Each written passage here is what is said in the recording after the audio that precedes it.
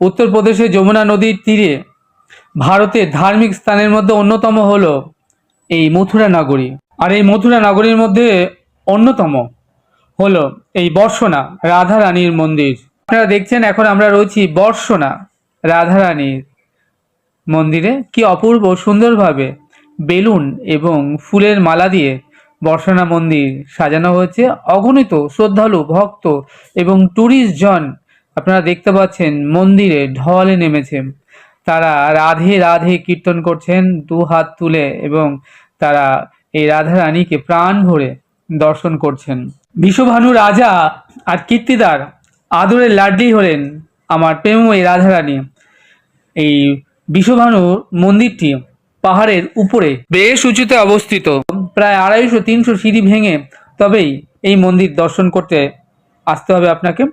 আপনারা এখন দেখছেন আমরা দাঁড়িয়ে রয়েছি সেই বিশ্বভানু কন্যা রাধা রানীর জন্মস্থান বর্ষনা মন্দিরে।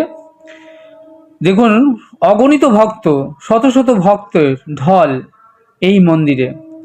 সারা বছরই ভারতবর্ষ তো বটেই, সমগ্র বিশ্ব থেকে লাখো লাখো পর্যটক এই মন্দিরে আসেন। তবে তার মধ্যে বিশেষ করে রাধা অষ্টমী তিথিতে এই মন্দিরে লাখো লাখো ভক্তের সমাগম হয়।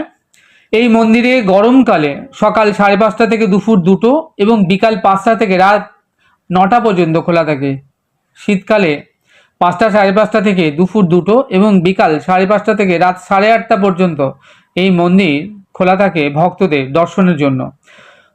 দুপুর 1টা থেকে 4টে পর্যন্ত এই 3 ঘন্টা মন্দির বন্ধ থাকে।